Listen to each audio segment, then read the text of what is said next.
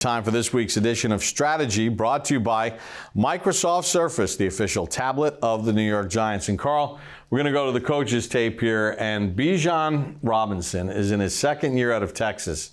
And the Giants over the last couple of weeks have faced some really good running backs, and this guy holds a candle to nobody. Well, Bob, I tell you, they just get stronger and stronger. And when you look at Bijan run, he is as good as they come. When he gets running downhill, good luck with your defensive backs getting him to the ground. So the key to stopping this run is don't let him get his shoulders pointed downfield. And when you have a technique, and this is basically a one technique, he cannot get hooked because it's all zone read. It's the thing that has plagued the Giants that they've gotten fixed over the last couple of weeks. But let's just take a look here. It's always one guy when they get that zone read, and that's going to be that guy who's offset to the center, free. So he's blocked. He's going to hit it right there. One guy can set off an entire play, and as you can see, once he gets going downhill, there's a defensive back. Tampa's a good tackling team too. He just bounces right off of him. Yeah, Bijan Robinson has 1,100 yards rushing this season and 8 rushing touchdowns. And Carl, it's pretty much a lot of the same stuff that they run over and over. Right, so the first run came here, inside. Second run will come here. They're going to get this guy, and they're just going to run it outside. You have to set the edge. You hear it all the time. Watch this. 98. Right there, you can see he's about to get hooked. Now he's pinned inside. Guess where the ball goes? Right in this area here. And then he's downhill on a defensive back. It's just unfair when he gets his shoulders pointed upfield. Bijan again. Here he is just leaking out of the backfield, and he becomes an asset to his quarterback. Now he's covered here up at the top of the screen. Now the quarterback doesn't even see him, but he sees the quarterback in trouble. He uncovers.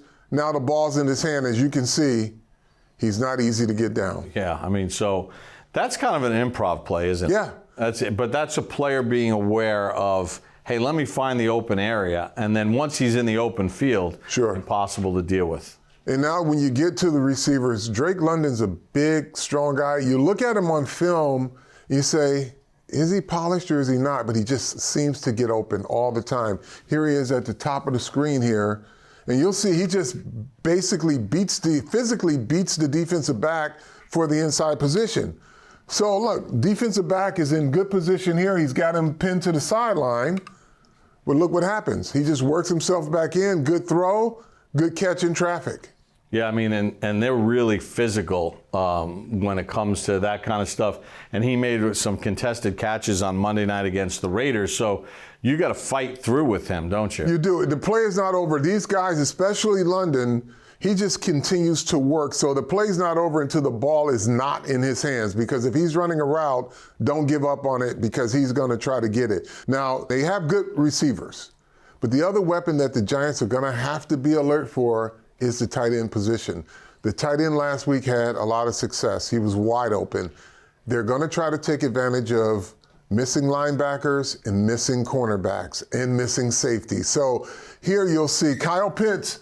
He's a guy that we haven't talked a lot about this year, but this could be his get-right game because he is as crafty of a tight end as you'll get. And this is an old adage here. If a tight end releases to the inside, expect him to come back outside.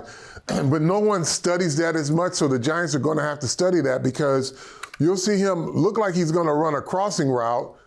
He's all the way to the far hash, only to work himself back there. And he's wide open, he's fast, he's big. But again, it's all about alignment with the tight ends. And because the Giants have had given up some recent success to tight ends, they're going to have to pay attention to this. His release tells you everything about where he wants to go. He goes in, that's not a crossing route. He's coming back out. If he goes out, it's probably a crossing route. Right, and he has wide receiver-like skills, which is why he was a first-round pick. Hasn't had the kind of season that they would like from him, but he's somebody that's going to threaten this Giants. He absolutely will.